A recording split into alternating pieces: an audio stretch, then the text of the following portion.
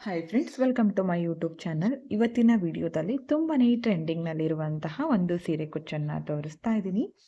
ಈ ಡಿಸೈನನ್ನು ಮಾಡ್ಕೊಳ್ಳೋದಕ್ಕೆ 10 ಎಳೆ ಸಿಲ್ಕ್ ಥ್ರೆಡನ್ನು ಈ ಥರ ನೀಡಲ್ ಒಳಗಡೆ ಪೋಣಿಸ್ಕೊಂಡು ಡಬಲ್ ಮಾಡ್ಕೊಂಡಾಗ 20 ಎಳೆ ಆಗುತ್ತೆ.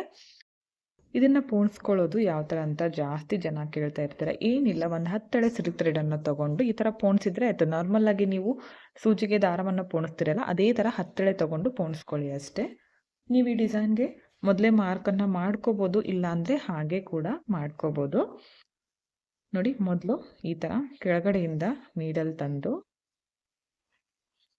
ಈ ಥರ ಇಟ್ಕೋತೀನಿ. ನೆಕ್ಸ್ಟ್ ಅದಕ್ಕಿಂತ ಸ್ವಲ್ಪ ಕೆಳಗಡೆಗೆ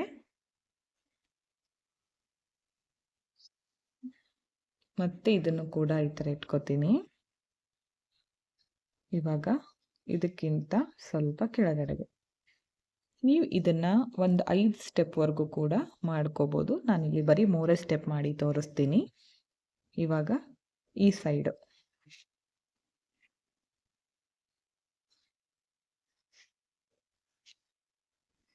ಇಲ್ಲೂ ಕೂಡ ಲಾಸ್ಟ್ ಇನ್ನೊಂದು ಸಲ.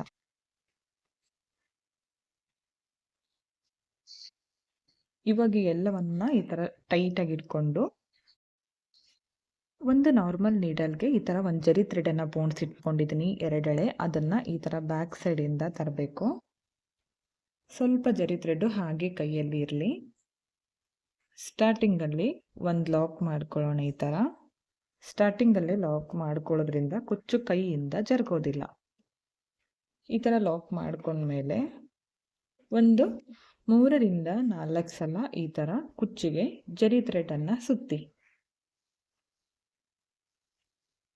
ಈ ಥರ ಸುತ್ತಕೊಂಡು ಬ್ಯಾಕ್ ಸೈಡಿಂದ ಈ ಥರ ಮೇಲ್ಗಡೆಯಿಂದ ಸೂಜಿಯನ್ನು ಕೆಳಗಡೆ ತರಬೇಕು.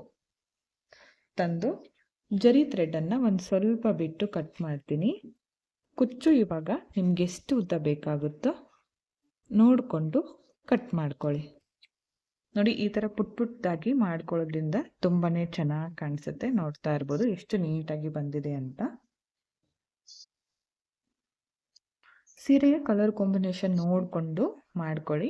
ಪಕ್ಕದಲ್ಲೇ ಮತ್ತೆ ಈ ಥರ ಬೆರಳಿಂದ ಡಿಸ್ಟೆನ್ಸ್ ತಗೊಂಡು ಇನ್ನೊಂದು ಮಾಡ್ತಾ ಇದ್ದೀನಿ.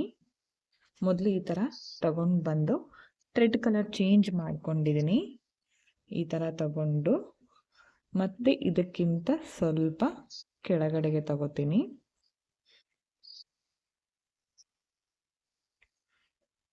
ನೆಕ್ಸ್ಟು ಇದಕ್ಕಿಂತ ಇನ್ನೊಂದು ಸ್ವಲ್ಪ ಕೆಳಗಡೆಗೆ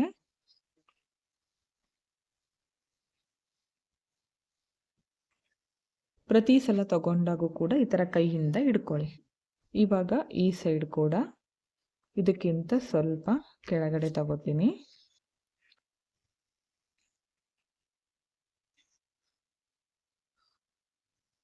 ನೆಕ್ಸ್ಟ್ ಇದಕ್ಕಿಂತ ಸ್ವಲ್ಪ ಕೆಳಗಡೆಗೆ ಈ ಥರ ಇಟ್ಕೊಂಡು ಕೈಯಿಂದ ಇವಾಗ ಜರಿ ಥ್ರೆಡನ್ನು ಪೋಣಿಸಿಟ್ಕೊಂಡಿರೋ ನೀಡಲ್ಲು ಬ್ಯಾಕ್ ಸೈಡಿಂದ ಈ ಥರ ಮುಂದ್ಗಡೆ ತಂದು ಇನ್ನೊಂದು ಲಾಕ್ ತೋರಿಸ್ತೀನಿ ನೋಡಿ. ಈ ಥರ ತಗೋಬೇಕು. ಇದನ್ನು ಈ ಥರ ಇಟ್ಕೊಂಡು ಈ ಜರಿ ಥ್ರೆಡನ್ನು ಒಳಗಡೆಯಿಂದ ಹೊರಗೆ ತೆಗಿಬೇಕು ಈ ಥರ. ಅದಾದಮೇಲೆ ಒಂದು 3 ರಿಂದ 4 ಸಲ ಇದಕ್ಕೆ ಸುತ್ಕೊಳ್ಳಿ. ಜರಿ ಥ್ರೆಡ್ ಇನ್ನೂ ದಪ್ಪ ಬೇಕಂದರೆ 4 ಎಳೆ ಪೋಣಿಸ್ಕೊಂಡು ಮಾಡ್ಕೊಳ್ಳಿ. ಅದಾದಮೇಲೆ ಈ ಥರ ಚುಚ್ಚಿ ಕೆಳಗಡೆ ತಂದು ಜರಿ ಥ್ರೆಡನ್ನು ಕಟ್ ಮಾಡ್ತೀನಿ.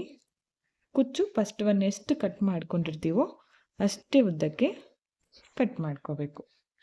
ಈ ಥರ ಸೀರೆ ಪೂರ್ತಿ ಮಾಡ್ಕೊಳ್ಳಿ, ತುಂಬಾ ಚೆನ್ನಾಗಿ ಕಾಣಿಸುತ್ತೆ. ಕಂಪ್ಲೀಟ್ ಆದಮೇಲೆ ತೋರಿಸ್ತೀನಿ ಫೈನಲ್ ಲುಕ್ ಯಾವ ಥರ ಬಂದಿದೆ ಅಂತ.